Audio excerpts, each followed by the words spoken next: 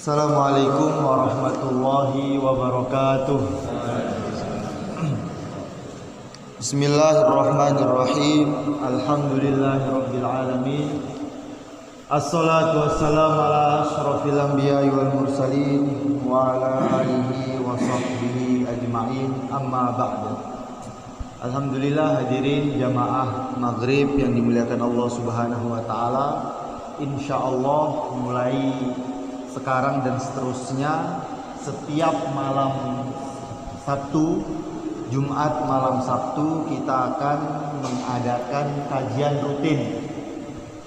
Kebetulan saya dari KUA Kecamatan Moyo Hilir yang insya Allah akan mengisi di sini. Kita harapkan kehadiran bapak-bapak, ibu-ibu untuk sama-sama kita mendengarkan sabda Nabi Shallallahu Alaihi Wasallam, firman-firman Allah Subhanahu Wa Taala, ucapan hikmah para alim ulama, sehingga hati kita semakin teguh, hati kita semakin kuat, keimanan kita semakin bertambah, semangat kita dalam beramal pun akan semakin meningkat. Nah, oleh sebab itu kita akan mulai kajian kitab Mukasyafatul Qulub Al-Muqarrab ila Hadrati Allamil Ghuyub fi Ilmi Tasawuf, yaitu kitabnya Al-Imam Al-Ghazali. Bismillahirrahmanirrahim. Kita akan memulai di dalam fi bayanil khauf, al-babul awal fi bayanil khauf, yang menjelaskan mengenai khauf. Apa itu khauf? Khauf adalah kekhawatiran, rasa takut kepada Allah. Mengapa umat zaman sekarang mereka dengan biasa bermaksiat kepada Allah, dengan biasa tidak mengerjakan perintah Allah, bahkan dengan bangga melakukan kemaksiatan, dikarenakan di dalam hati mereka tidak memiliki rasa takut kepada Allah, dikarenakan di dalam hatinya tidak memiliki rasa khawatir, takut mengenai azab Allah Subhanahu wa taala. Nah, oleh sebab itu kita akan buka kajian malam ini mengenai bab khauf. Para ulama Al-Imam Al-Ghazali membuat satu bab khusus yang menjelaskan mengenai rasa khawatir. Karena kita sebagai manusia harus memiliki dua sifat yang selalu ada di dalam hati kita. Sifat yang pertama adalah sifat roja. Apa itu roja? Roja adalah harapan, berharap rahmat Allah, sehingga kita tidak putus asa dari rahmat Allah. Kan rajin tuh menong. Kita rajin mendengarkan, saya ini sudah tua, misalnya sudah buruk, sudah maksiat, sudah tidak ada lagi jalan kebaikan, tidak ada. Ya sudahlah, begini-begini aja. Nah, ini adalah ucapan orang yang tidak ada rasa harap kepada Allah Subhanahu wa taala. Padahal rahmat Allah lebih luas daripada segalanya. Bayangkan, ucapan la ilaha illallah saja, ucapan la ilaha illallah, asyhadu an la ilaha illallah wa asyhadu anna Muhammadar Rasulullah, itu bisa mengubah, menghapus, menghilangkan dosa yang terbesar. Apa itu? Syirik. Dosa syirik bisa hilang dengan ucapan asyhadu an la ilaha illallah wa asyhadu anna Muhammadar Rasulullah. Jadi kalimatan soro biha mu'minan,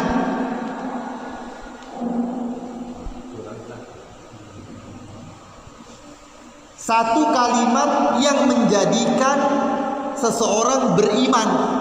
Kalimatan soro biha mu'minan, satu kalimat yang menyebabkan seseorang dari kafir ke Islam, dari musyrik ke mukmin.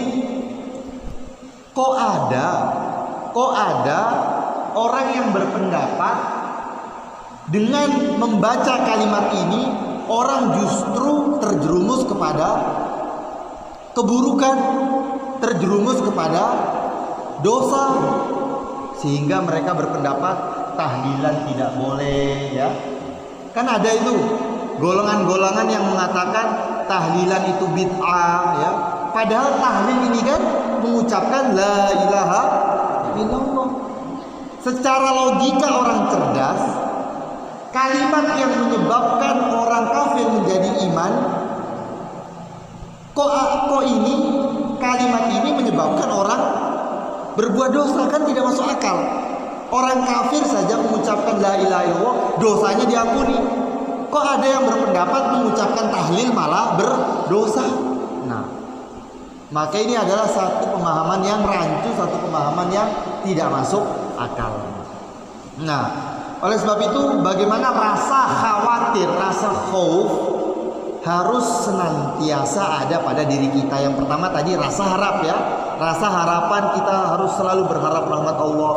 Kita terlanjur berbuat maksiat, berbuat dosa misalnya, kita juga tidak boleh santai, tapi kita tidak boleh putus asa. Orang yang terlanjur berbuat dosa, orang yang terlanjur berbuat maksiat bertahun-tahun, tenang, kamu taubat Allah terima. Kita bertobat Allah terima. Selagi nyawa belum hilang, selagi kita belum sakarat, Allah selalu menerima tobat hambanya. Dalam sebuah hadis dikatakan, kullu bani Adam khotoun. Setiap anak Adam banyak salahnya. Saya dinaku nonda salah bang Tazia. Yang berbicara maupun yang mendengar, mesti kita memiliki kesalahan. Baik kesalahan kepada Allah, baik kesalahan kepada manusia, istri, anak, saudara, tetangga. Penuh benar salah tahu ya. Kullu bani Adam khotoun. Setiap anak Adam mesti memiliki banyak kesalahan, banyak kekurangan. Nah, jadi amin sati nu salah, nah, berarti nu kasih jadi manusia. Karena namanya manusia mesti banyak salah. Nah, innama sumiyal insan likasrotin nisyan. Kenapa dinamakan manusia? Karena banyak lupanya. Nah, kenapa orang salah? Kebanyakan karena dia lupa. Nah, oleh sebab itu, kullu bani Adam khotoun. Setiap anak Adam memiliki banyak kesalahan. Tapi ingat, wa khairul khotoin at-tawwabun. Akan tetapi sebaik-baik orang yang bersalah, nah, sebaik-baik orang yang bersalah adalah orang yang bertaubat. Mungkin kita sekarang orang yang banyak dosa, orang yang banyak salah, tapi ingat, kita bisa menjadi orang yang terbaik dengan apa? Dengan bertaubat. Wa khairul khotoin at-tawwabun. Sebaik-baik orang yang bersalah adalah orang yang bertaubat. Mungkin dia sekarang orang yang buruk, tapi kita tidak boleh buruk sangka kepada dia, karena bisa jadi dia sekarang orang yang buruk, suatu saat dia menjadi orang yang terbaik. Ini adalah rasa harap yang harus ada di setiap diri kita. Yang kedua, rasa khauf yang akan kita baca nanti. Rasa khawatir. Mengapa rasa khawatir harus selalu ada dalam diri kita?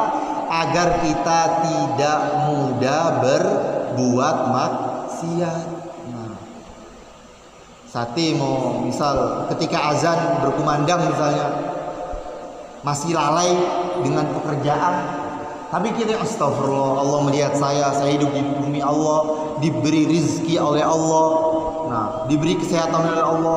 Kok tega saya tidak menjalankan perintah Allah? Akhirnya dia meninggalkan pekerjaannya untuk menuju masjid, sholat berjamaah. Mengapa dia bisa demikian? Karena ada rasa khawatir, rasa takut. Jadi rasa harap dan rasa takut harus selalu ada dalam diri kita. Nah, sebagian ulama mereka mengatakan rasa khawatir, rasa takut, ya, kapan dilebihkan, kapan dikurangi. Kapan seseorang harus banyak takutnya, kapan seseorang harus banyak harapnya. Sebagian ulama mengatakan ketika kita sehat seperti kita ini yang bisa makan, bisa minum, bau ketawa, bau berapi dan sebagainya. Nah, ketika kita seperti ini, kita harus diperbanyak rasa takut. Nah, rasa takut kepada Allah sehingga kita tidak tergelincir kepada kemaksiatan, sehingga kita tidak tergelincir kepada keburukan. Tapi ketika kita hendak berjumpa dengan Allah, ketika kita sakarat, atau sakarat ya, ketika malaikat ingin nyabut nyawa kita, malaikat Jibril ingin nyabut nyawa kita, nah disitulah letak kita harus selalu berharap kepada Allah Subhanahu wa Ta'ala. Berharap saja, karena sebesar-besarnya dosa yang kita lakukan dibandingkan dengan rahmat Allah tidak ada apa-apanya. Tidak susah bagi Allah untuk mengampuni kita, tidak susah bagi Allah untuk memasukkan kita ke surga, tidak susah. Itu yang harus ada ketika kita sakaratul maut. Tapi menurut guru kita Syekh Yusuf Al-Baqir, beliau mengatakan rasa harap dan khauf ini selayaknya makan dan minum. Kapan kita haus, kita minum. Kapan kita lapar, kita makan. Nah, maknanya apa? Kapan rasa harap kita berkurang, kita tumbuhkan rasa harap. Kapan rasa takut kita berkurang, kita tumbuhkan rasa takut.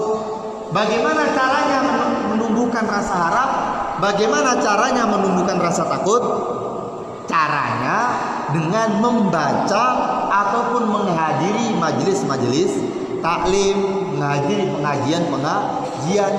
Nah, kita baca hadis-hadis mengenai fadilah, mengenai keutamaan, mengenai harapan-harapan yang Allah berikan kepada orang iman. Sekecil-kecilnya iman Allah balas dengan 10 kali lipat dunia surga. Surga sebesar 10 kali lipat dunia. Tabe-tabe ya, yang kita teduh sekarang, yang kita tempati sekarang ini dunia atau bukan? Yang kita tempati ini sekarang adalah bumi. Yang kita tempati itu bumi. Dunia itu semuanya, ada berapa planet, matahari, bulan, bintang, itu semuanya dunia. Bemir ya dunia sih ya. Tidak ada yang tahu berapa ukuran dunia itu. Nah, itu pun Allah berikan kepada orang yang sekecil-kecil di hatinya ada iman. Diberi 10 kali lipat dunia. Masya Allah, apalagi orang yang rajin sholat, rajin baca Quran, mati dalam keadaan sholat, mati dalam keadaan tahajud, sujud, gemir ya surga dia bayang Allah Subhanahu wa Ta'ala. Nah, ini agar menumbuhkan rasa harap kepada kita. Kalau kita kurang rasa takutnya, maksiat biasa saja ya, tidak sholat biasa saja, mendengar azan tidak ada rasa takut, baca hadis-hadis mengenai ancaman orang yang tidak sholat, ancaman orang yang mendengarkan azan kemudian tidak menunaikan panggilannya, tidak mendatangi masjid. Baca hadis-hadis tersebut agar apa? Agar timbul rasa takut dari dalam hati kita. Nah, itu caranya untuk menambah rasa harap dan rasa takut. Al-babul awal fi bayanil khauf. Bab yang pertama yang menerangkan masalah khauf, yaitu masalah rasa takut, rasa khawatir kepada Allah Subhanahu wa Ta'ala. Ja'a fil khabari anin Nabi sallallahu alaihi wasallam annahu qala, telah datang satu hadis dari yang mulia baginda Rasulullah sallallahu alaihi wasallam. Innallaha ta'ala, sesungguhnya Allah Subhanahu wa Ta'ala, khalaqa malakan, menciptakan satu malaikat. Bukan hanya satu ya, bukan hanya satu, tapi Allah menciptakan satu malaikat. Lahu janahun, lahu janahun fil masyriq, yang mana malaikat ini memiliki sayap di arah timur. Wa janahun fil maghrib, dan sayap di arah barat. Jadi terbentang timur ke barat dipenuhi oleh sayap malaikat ini, dan tidak bisa kita lihat ya. Nubot kita malaikat, tapi zaman Nabi malaikat Jibril terlihat oleh sahabat. Zaman Nabi, malaikat Jibril terlihat oleh sahabat. Dalam hadis Bukhari Muslim dijelaskan riwayat Sayyidina Umar an Amiril Mukminin Abi Hafsin Umar bin Khattab, bainama nahnu julusun inda Rasulillah, ketika kami sedang duduk bersama Rasulullah, kata Sayyidina Umar ini, istala alaina, tiba-tiba datang kepada kami, nah, rajulun, seorang laki-laki, syadidu bayadis siyab, yang sangat putih bajunya, wa syadidu sawadis sa'ar, sangat hitam rambutnya, la yura alaihi atharus safar, tidak terlihat bekas-bekas safar dari tubuhnya, wala ya'ifuhu minna ahad, seorang pun di antara kami tidak ada yang mengenali laki-laki itu. Akhirnya laki-laki itu duduk bersama Nabi, kemudian beliau interaksi, bertanya masalah iman, Islam, ihsan, dan bertanya masalah hari kiamat, tanda-tandanya.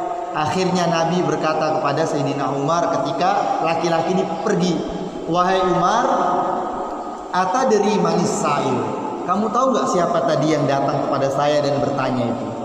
Apa kata Sayyidina Umar? Allah wa rasuluhu a'lam, Allah dan Rasulnya yang tahu, yang maha tahu.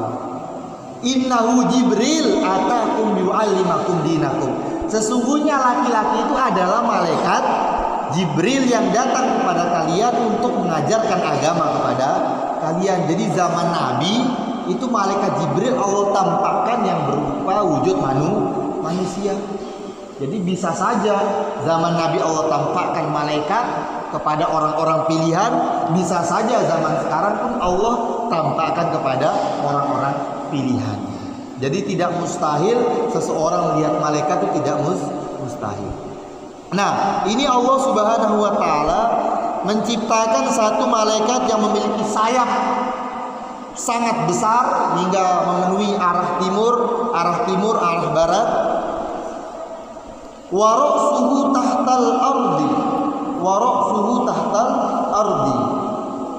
Bukan ardi ya, tapi ardi, pakai ain. Kalau ardi itu bumi atau tanah, kalau ain ro dot itu artinya awan. Air apa? Ardun sama ardun, beda sedikit, satunya pakai hamzah, satunya pakai ain. Kalau pakai hamzah artinya bumi, ardi. Kalau pakai ain, ardi, artinya awan. Jadi do benar arti dia. Nah, yang mana kepala malaikat ini di bawah awan. Jadi ditugita ainami jangka awan di pembawah aja. Nah, warijlahu tahtal ardis sabi'ah, dan kedua kakinya, kepalanya di bawah awan, kedua kakinya di bumi yang ke-7. Jadi Allah menciptakan 7 lapis langit dan 7 lapis bumi. Nah, kakinya malaikat ini di lapisan bumi yang ke-7. Wa alaihi bi'adadi khalqillahi ta'ala rishun, dan malaikat ini memiliki bulu, yang mana bulunya sejumlah seluruh ciptaan Allah. Mipno dan siang terliunan kembali seluruh ciptaan Allah, manusia ciptaan Allah, benda hidup ciptaan Allah, benda mati, kayu, batu, mik, nah, kitab, semuanya ciptaan Allah. Selain Allah adalah makhluk ya. Jadi dua sedeta, kalau tidak khalik ya makhluk, kalau tidak Allah ya makhluk, kalau tidak sang pencipta ya yang diciptakan. Nah,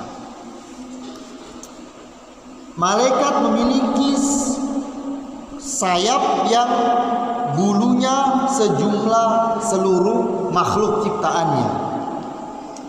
Faida sholla rajulun, nah, ketika seorang laki-laki dia bersolawat. Jadi sholat di sini bukan sholat ya. Sholat itu maknanya banyak, bisa sholat itu sholat yusolli bisa artinya sholat, bisa artinya sholawat, tapi di sini artinya sholawat. Faida sholla rajulun aw imra'atun min ummati alayya, kata Nabi. Ketika ada seorang laki-laki maupun wanita bersolawat dari umatku, kata Nabi, kalau ada laki-laki dari umatku, wanita dari umatku bersolawat kepadaku, kata Nabi, Allahumma sholli wa sallim ala sayyidina Muhammad, amarallahu ta'ala, maka Allah subhanahu wa ta'ala memerintahkan kepada malaikat tadi, malaikat yang sangat besar yang memiliki bulu yang sangat banyak. Apa perintahnya? Bi ayyan ghamisa fi bahrin, untuk malaikat itu menyelup, nyelup di suatu fil bahri, di lautan, min nurin, di lautan yang terbuat dari cahaya. Miluk gambaran wallahu a'lam. Ini harus kita imani. Kenapa? Karena Nabi SAW adalah as-shadiqul masduq, yang maha benar ucapannya. Jangan jadi kayak orang-orang yang musyrik zaman Nabi. Ketika pagi dari Isra Mi'raj, Nabi bilang kepada orang-orang di situ, tadi malam saya habis dari Madinah, ya, minal Masjidil Haram ilal Masjidil Aqsa, ya. Tadi malam saya dari Masjidil Haram kemudian ke Masjidil Aqsa Palestina, kemudian saya naik ke langit ke Sidratul Muntaha, kemudian baru saya turun pagi ini. Apa yang tahu musyrik? Kowe kam gila datang. Nabi dibilang gila. Kenapa? Minta makal sih ya. Tidak masuk akal.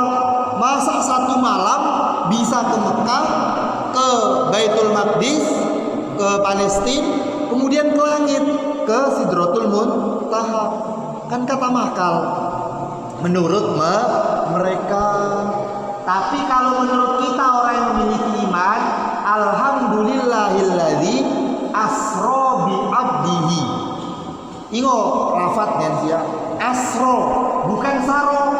Kalau saro artinya berjalan. Maknanya beliau sendiri yang berjalan atau beliau sendiri yang pergi. Tapi di sini asro, beliau dijalankan. Alhamdulillah, segala puji bagi Allah, allazi yang asro, menjalankan. Berarti siapa yang menjalankan? Allah yang menjalankan. Jadi bukan Nabi jalan sendiri terus terbang, tidak, tapi Allah yang menjalankan Nabi dari Masjid Nabawi ke Masjidil Haram, kemudian ke Masjidil Aqsa, kemudian ke Sidratul Muntaha. Allah sendiri yang menggerakkan Nabi. Nah, jadi kalau Nabi sendiri yang berjalan mustahil, tapi kalau Allah sendiri yang menjalankan maka tidak ada kata mustahil. Ibarat untuk memudahkan pemikiran. Misal ada semut pangkakian, ada sesama semut, kau semut ya kan? Semit baru semawa kan? Ada semut ngerumpi dengan nih. Beta untuk memudahkan pemikiran. Ada semut ngerumpi dengan temannya. Kemudian sang semut yang satu berkata, tadi malam saya habis dari Sumbawa, ya. Kemudian saya ke mana? Ke Sumbawa Barat, ke Taliwang. Terus subuh ini saya sudah di kaki yang lagi. Apa yang semedilin? Begila kau, mikotar membelangan, kan gitu, ya kan? Masa bisa semut jalan dari kaki yang satu malam ke Sumbawa Barat, Taliwang, terus kembali ke kaki yang lagi?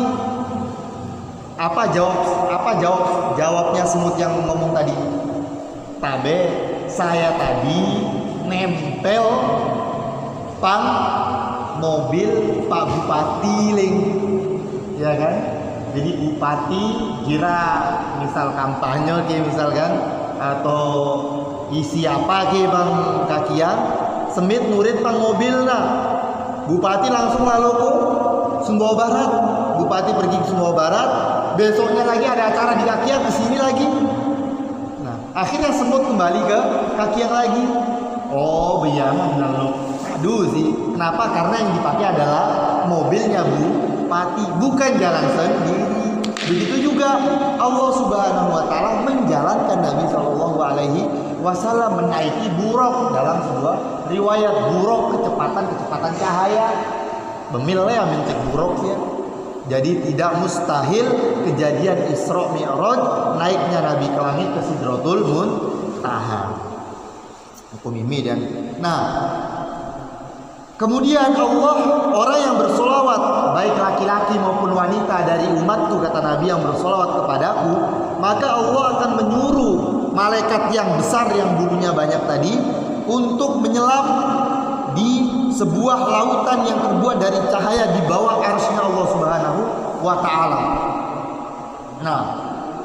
Saya berpikiran, arsy Allah berarti Allah berada di atas arsy. Tidak. Jangan kita punya pemikiran Allah berada di atas arsy. Kenapa? Karena Allah itu karena arsy itu adalah makhluk ciptaan Allah. Namanya makhluk itu adalah sesuatu yang baru, ya kan? Sedangkan Allah adalah zat yang azali, tidak ada permulaannya. Ya, saya pikir balong-balong ini pemahaman tauhid. Jadi arsy itu adalah makhluk. Namanya makhluk perkara yang baru diciptakan oleh Allah. Sedangkan Allah adalah zat yang tidak ada awalnya. Maka mustahil zat yang tidak ada awalnya menempati zat yang baru. Paham sih ya? Jadi Allah itu tidak bertempat di arsy, ya. Allah tidak memiliki tempat. Jadi pertanyaan di manakah Allah itu tidak ada. Kenapa? Karena yang namanya tempat ada batasannya. Tempat itu mesti memiliki batasan. Walaupun kita tidak mengetahui seberapa besar batasan itu, misalnya di mana saja tempat itu mesti ada batasannya. Karena namanya makhluk punya batasan. Sedangkan Allah zat yang tanpa batas. Maka mustahil zat yang tanpa batas menempati makhluk yang sungguh sangat terbatas. Jadi Allah Subhanahu wa Ta'ala tidak butuh kepada tempat. Kembali lagi ke pelajaran tauhid aqidatul awam. Gunung bener amin kasia tadu MTS sanawiyah atau aliyah ada kitab singin aqidatul awam. Allah wujud kidam baqa, ya kan gitu kan?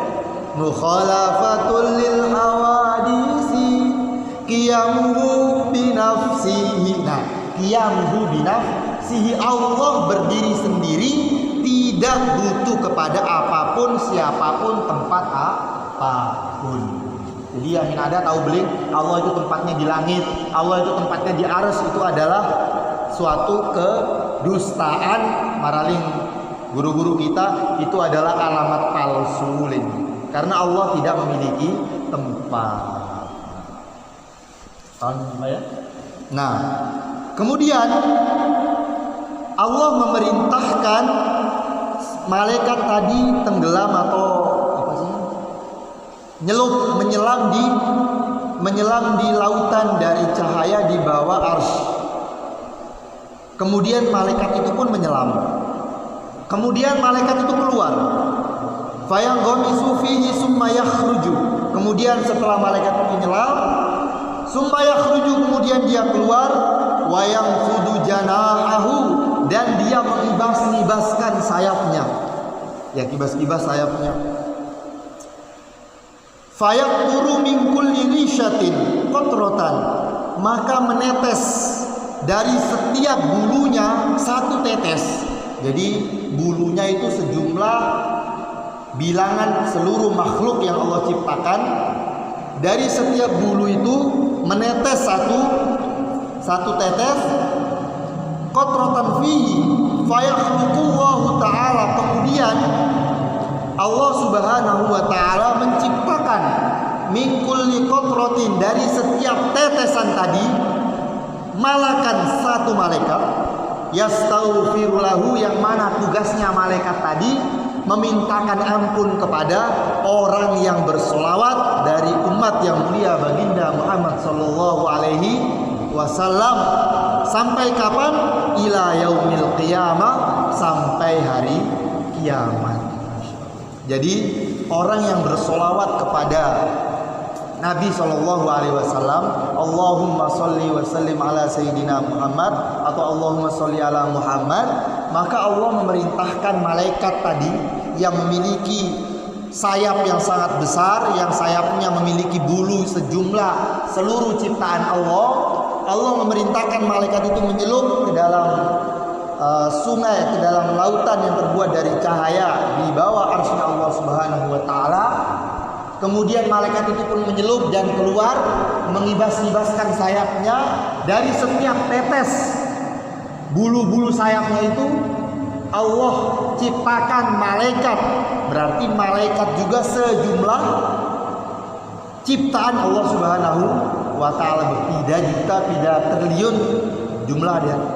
Kemudian setiap malaikat yang jumlahnya tidak tahu berapa memintakan ampun kepada orang yang bersolawat kepada Rasulullah Shallallahu Alaihi Wasallam sampai hari kiamat. Masya Allah, ini fadilahnya, keutamaan orang yang bersolawat. Makanya para habaib itu Masya Allah, amalan utamanya apa? Solawat. Ada masalah solawat. Berapa kali? 100, 1000 kali, ribuan kali, 10.000 kali solawat.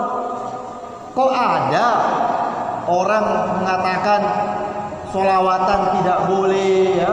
Mahlul qiyam, ya Nabi salam alaika, tidak boleh. Ini tegas ya. Padahal itu solawat, kita bersolawat kepada Nabi Shallallahu Alaihi Wasallam, yang mana fadilahnya begitu sangat besar sekali. Qala ba'dul hukama, para ahli-ahli hikmah mereka berkata, salamatul jasad, keselamatan jasad, fi qillatit ta'am, di sedikitnya makan. Salamatul jasad fi qillatit ta'am, kalau jasad kita mau sehat maka jangan banyak makan. Nah, tidak piring siamangan sanganu bapak-bapak ibu-ibu, ya minimal 2 dulu piring lah, jaga terus tengari, nah di jeda isage. Para ulama ahli hikmah mengatakan salamatul jasad fi qillatit ta'am, keselamatan jasad di dalam sedikitnya makan. Jadi jangan banyak makan, jangan banyak makan. Perbedaan para sahabat dengan umat akhir zaman kita ini sedikit saja. Kalau para sahabat Nabi kan, beliau kenyang sehari, lapar sehari, kenyang sehari, lapar sehari. Para sahabat itu sedikit makan. Para sahabat itu sedikit makan. Kalau kita sedikit-sedikit makan. Jadi bedanya cuma sedikit saja. Kalau sahabat sedikit makan, kalau kita sedikit-sedikit makan. Nah, begila ke jaga mangan, nah di pangorong mangan ke Bali, ada acara mangan ke Bali, pengantin mangan ke Bali, tahlilan mangan ke Bali. Masya Allah, la quwwata illa billahil aliyyil. Nah, inilah perbedaan umat akhir zaman dengan sahabat radhiyallahu anhu. Kemudian wasalamatur ruhi fi qillatil asam. Nah, ruh kalau ingin selamat jangan berbuat dosa. Wasalamatur ruhi, keselamatan ruh, fi qillatil asam, di dalam sedikitnya berbuat dosa. Apa sih ruh itu? Yas'alunaka 'anil ruh, mereka bertanya kepadamu tentang ruh. Qulir ruh min amri rabbi, katakanlah bahwasanya ruh itu urusan Tuhan. Jadi ruh itu urusan Allah Subhanahu wa taala. Kita tidak bisa melihat ruh, tidak tahu bagaimana bentuknya ruh. Yang mana jasad, ya jasad, kenapa dia bisa berbicara, kenapa dia bisa berjalan, bisa melihat, karena masih ada ruhnya. ada arwah bahasa kita nih. Nah, arwah kan dari kata-kata apa? Ruhun, ruhani, arwahun. Jadi bahasa Arab arwah kan dia dari kata-kata ruhun, ruhani, arwahun. Jadi dalam bahasa Arab ada bentuk mufrad yang mana tunggal, ada bentuk tasniyah yang mana dua artinya, ada bentuk jamak tiga ke atas, bentuk banyak. Jadi ruhun artinya satu ruh, ruhani artinya dua ruh, arwahun artinya banyak ruh. Nah, dan buan rajin tamnong alam arwah ya, alam arwah, alam ruh. Nah, untuk keselamatan ruh di dalam sedikitnya berbuat dosa, wasalamatud dan keselamatan agama, kata ba'dul ulama, fi sholati ala khairil anam, di dalam bersolawat kepada sebaik-baiknya manusia, yaitu yang mulia baginda Rasulullah Sallallahu Alaihi Wasallam. Jadi selamatnya jasad di dalam sedikit makan, selamatnya ruh di dalam sedikit dosa, selamatnya agama di dalam bersolawat kepada yang mulia baginda Rasulullah Sallallahu Alaihi Wasallam. Untuk itu bagaimana kita perbanyak lagi solawat kita, di mana saja kita bersolawat. Kita berjalan solawat kepada Nabi di rumah sambil masak, Allahumma sholli ala Muhammad, sambil masak. Kecuali kalau di WC, jangan bersolawat dengan suara keras, tapi di hati saja nggak apa-apa. Ada pertanyaan Pak? Di sini, welcome satu gitu. Sampai di sini ada pertanyaan? Atau lanjut termenong kembali? Allahu Akbar. Nus kuda sia besketuan terserah. Asalkan masalah agama, jangan masalah pertanian, perdagangan, apalagi masalah bakso, meluk apa pupuk kan atau gajian. Tapi masalah agama nanti kalau bisa saya jawab, kalau tidak bisa saya bawa ke rumah biar saya belajar lagi lebih banyak. Pekan depan saya akan beri jawabannya. Ada pertanyaan Kak? Terserah masalah sholat, masalah wudhu. Alhamdulillah kita dari penyuluh kecamatan kita membuat kajian-kajian di banyak tempat. Di masjid besar ada, masjid kecamatan setiap malam Kamis. Kemudian di Suratul Jannah malam Selasa dan malam Rabu di situ. Kemudian di Poto ada sebulan sekali. Kemudian ada kajian anak-anak untuk memperbaiki bacaan Al-Quran. Jadi kita usahakan membuat banyak-banyak majelis kajian agama. Untuk apa? Untuk memikat anak-anak kita yang masih kecil. Jadi cukuplah kita sebagai orang tua yang buta terhadap agama. Ya. Cukuplah kita sebagai orang tua yang tidak banyak mengetahui agama. Mungkin dikarenakan kesalahan orang tua kita juga, kesibukan di sawah sampai lupa mengajarkan agama kepada kita ataupun jauh dari para ulama. Nah, untuk itu bagaimana orang yang setelah kita, anak-anak kita, anak dadi tahu bagaimana mereka orang yang paham terhadap agama, apapun profesinya, asalkan profesi di balong ya. Nah, profesi adu ayam, mana profesi apa, tapi profesinya baik dia jadi polisi, tapi polisi yang paham agama. Baik dia jadi dokter yang paham agama. Jadi guru SMP, guru yang paham agama. Jadi zaman sekarang Pak, prihatin betul kita. Sekolah-sekolah yang ada sekarang ini, tabe-tabe yang ada jadi guru ya, yang jadi guru jadi pengajar, tabe-tabe itu di atas ya. Sekolah-sekolah yang ada sekarang ini belum sanggup ya, belum sanggup, kita tidak mengatakan tidak sanggup ya, belum sanggup mencetak anak-anak yang berbudi pekerti yang baik.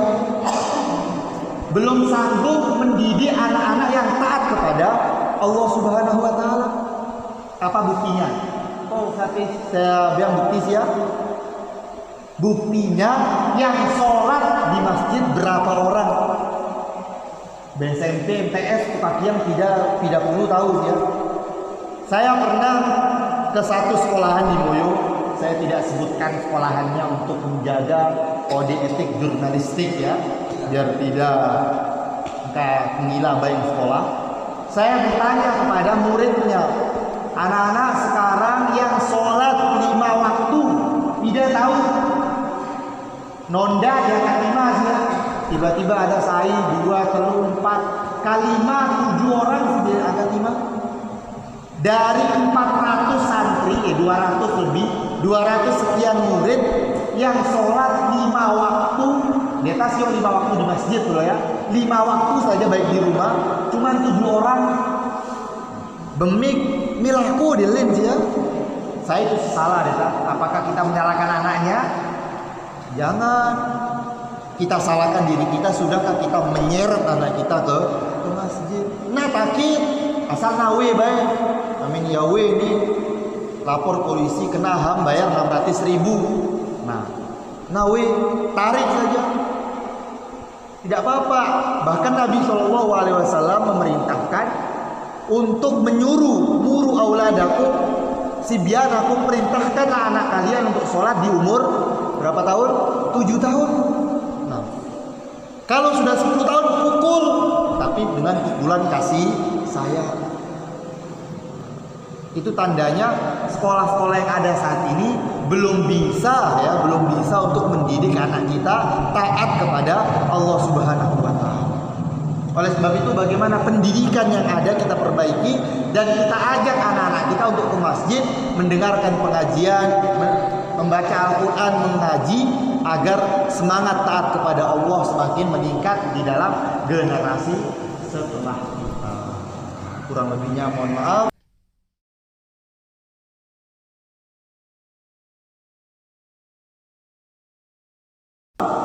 Orang masbuk sampai batasan mana orang masbuk bisa ikut salam dengan imam? Kan misal imam kan sholat, imam Allahu Akbar, Bismillahirrahmanirrahim, waladhdallin, amin, Bismillahirrahmanirrahim, qul huwallahu ahad, terus Allahu Akbar ruku, ya, ruku, datang orang ini, kemudian dia takbir Allahu Akbar, takbiratul ihram, kemudian takbir intikal untuk ruku bersama imam. Nah, kalau dia mendapatkan ruku bersama imam, kalau seseorang yang terlambat tadi mendapatkan ruku bersama imam, seukuran tasbih Allahu Akbar, ruku dia subhanallah, seukuran tasbih subhanarabbiyal azim wa bihamdihi, kemudian imam bangun i'tidal, kemudian dia ikut i'tidal, maka dia bisa salam bersama imam walaupun dia tidak membaca Al-Fatihah. Kenapa? Karena al-imamu dhaminun. Karena dalam hadis disebutkan al-imamu dhaminun. Imam ini adalah orang yang menjadi penanggung bagi makmum-makmum masbuknya. Apa yang ditanggung? Bacaan Al-Fatihahnya. Kecuali imam i'tidal ini baru dia datang Allahu Akbar, terus dia ikut i'tidal ataupun dia ikut ruku, tetap dia wajib menambah 1 rakaat. Intinya seseorang yang dapat menemui ruku bersama imam, dia bisa salam bersama imam. Ruku rakaat pertama ini ya, jangan ruku rakaat terakhir salam biar dia tidak membaca Al-Fatihah. Jadi syaratnya makmum masbuk, makanya makmum masbuk itu ketika imam sudah ruku Allahu Akbar, jangan baca Al-Fatihah, langsung ikut ruku. Dia sudah mendapatkan 1 rakaat bersama imam. Ya buka mau kitab-kitab mana saja, mulai kitab kecil Al-Baijuri atau Fathul Qorib, Fathul Mu'in, kemudian Manhajut Tullab, Minhajut Thalibin, syarahnya semuanya menjelaskan seseorang dikatakan mendapatkan 1 rakaat bersama imam ketika dia menemui ruku bersama imam. Cukup nggih kamu bisa. Ya kurang lebihnya mohon maaf. Wabillahi taufiq wal hidayah. Assalamualaikum warahmatullahi wabarakatuh.